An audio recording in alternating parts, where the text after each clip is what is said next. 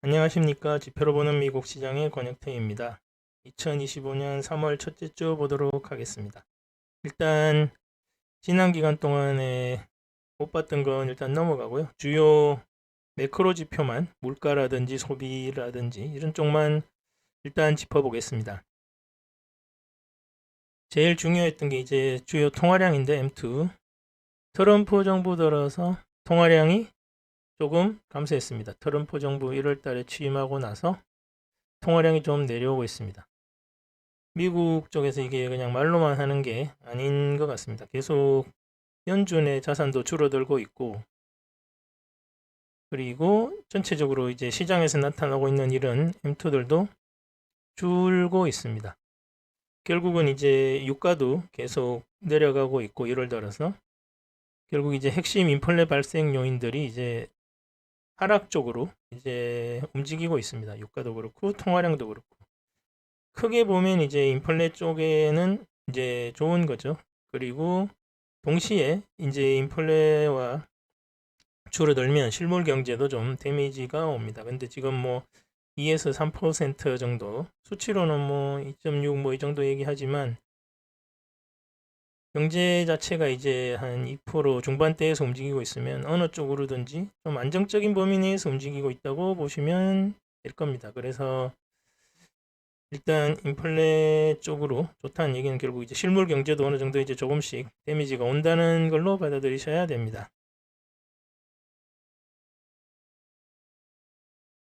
그래서 일단 보면 중산층 움직이는 레드북 소매 판매 지표는 되게 좋습니다. 트럼프 정부 이후에도 여전히 소매 판매가 호황이고요. 트럼프 대통령이 아마 말로는 원래 그냥 뭐 온갖 날카로운 난도질을 해대지만 실제로 이렇게 보면 항상 좋았던 게 트럼프 정부였습니다. 그래서 이번에도 좀 같이 가지 않을까. 적절히 통화량도 줄이면서 지금 뭐 공무원도 구조조정.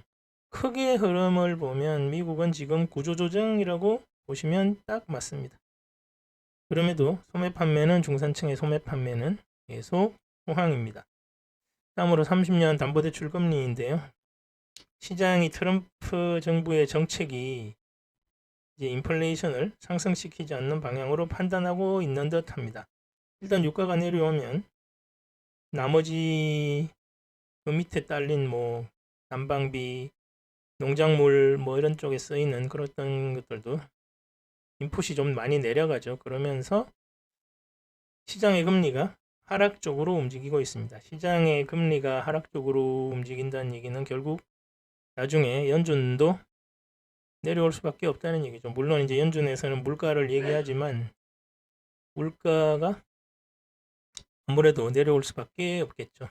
지난 3개월간 뭐 이런 수입 물가부터 시작되는 인플레이션 지표가 거의 다 반영이 되고 지금은 뭐 크게 문제되지 않는 쪽으로 지금 나타나고 있습니다. 그리고 다음으로 이제 미국 쪽 순장기 채권 거래인데 달러 유입이 지속되고 있습니다. 인플레이션으로 인해서 뭐 달러의 약세라든지 이런 뭐 어떤 기축통화라든지 얘기가 많이 나왔지만 결국 큰 흐름 속에서는 아무것도 아닌 찻잔 속의 태풍으로 지나가 버렸습니다. 다음으로 미국의 GDP인데 조금씩 줄어들고 있죠. 어차피 이제 적절한 인플레가 어느 정도 경제에 도움이 많이 되듯이 적절한 수준의 인플레이션보다 약간 못 미치면 이 정도 감소는 당연히 나타나는 겁니다.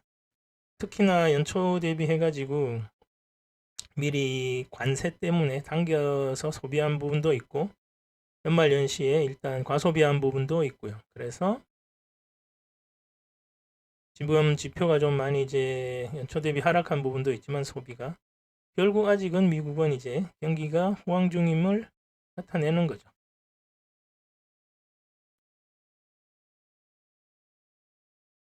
다음으로 이제 개인 소비자 물가 지수인데 연 단위로 내려왔습니다. 이게 쭉 수입 물가부터 올라가던 게 이제 내려온 거는 그만큼 이제 반영을 다 하고 이제 유가라든지 통화량이라든지 뭐 임금 상승이라든지 이런 것들 부동산이라든지 이제 안정 궤도에 접어들었다는 걸 의미하는 거죠. 그래서 이게 꺾어진 건 매우 좋은 것으로 판단됩니다.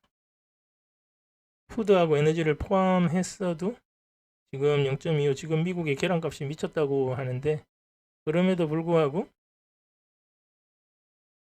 지금 물가는 괜찮은 편이죠. 죄송합니다. 지금 이거는 딱 무시해 주시면 되겠습니다. 오랜만에 하니까 실수도 있네요. 죄송합니다.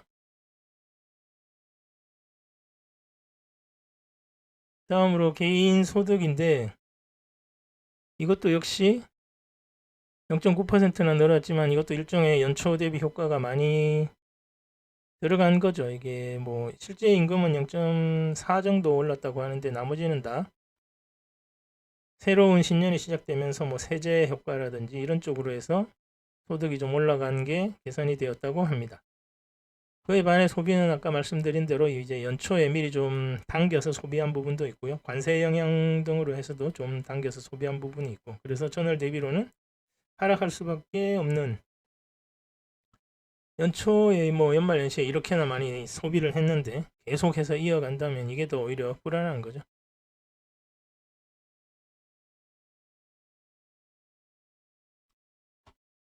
네, 일단 그래서 핵심 매크로들만 짚어봤는데, 일단 이번 주는 지난주 하락에 이어 반등할 것으로 보고 있습니다. 반등하고 나서 이제 다음 뭐 관세라든지 다음 주에 이제 트럼프 정부에서 관세를 실행할지 안 할지 이런 것들, 그동안에 그게 부벌이었는지 뭐 아무튼 엄포였는지 좀 확인이 되겠죠. 그러면 걸 확인하면서 시장은 반등하고 나서 횡보할 걸로 지금 예측됩니다.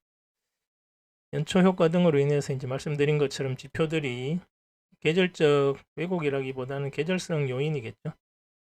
그리고 고점 정시에다 인공지능의 생산성이 요즘 많이 좀 퀘션 마크가 붙고 있습니다. 그리고 무엇보다 양자 컴퓨터 이런 쪽이 다시 발전 속도가 가속화되면서 이제 비트코인의 절대 보안 개념이 이제 없어졌죠. 양자 컴퓨터는 일반 컴퓨터랑 다르게 지속적으로 뭐 운영할 필요가 없습니다. 뭐 지금도 10초, 몇 초 정도는 계속 운영할 수도 있다고 하죠. 근데 그 정도의 몇 초간의 컴퓨팅 파워가 뭐 일반 컴퓨팅 파워보다 상상 초월할 정도로 많다고 합니다. 그러면 비트코인도 절대 보안 개념이 깨지고 뭐 NFC라든지 이런 쪽 다 좀 옛날에 있던 믿음이 사라졌다고 봐야겠죠. 그러면서 가격이 상당히 미국 정부의 어떤 그런 것까지 포함해서 7만 불에서 점프해 있는 상황인데, 아무래도 조정을 지금 많이 받고 있고 향후에도 계속 조정이 나올 것으로 지금 판단이 됩니다. 조심하시는 게 맞는 것 같습니다. 그리고 말씀드린 것처럼 매크로는 여전히 이제 금리 인하 추세가 유지되는 쪽으로 한 3개월 동안 기다려 봤는데 유지가 되는 쪽으로 이제 결정이 난 듯 합니다. PC 물가도 거의 많이 하락하고 있고요. 그리고 다시 이제 그러면 금리 인하 추세가 다시 나오는 거니까 주식 비중을 조금씩 늘려가도 상관은 없을 듯 합니다. 그래서 이번 주부터 하락하면 계속 이제 주식이 조금씩 늘려가고 있습니다. 인덱스를 늘려간다는 얘기지 개별 주식을 한다는 얘기는 절대 아닙니다. 다음 주는 PMI 지표 있고요. 나머지 이제 계절적 요인들 거의 종료된 상황의 지표가 발표될 겁니다.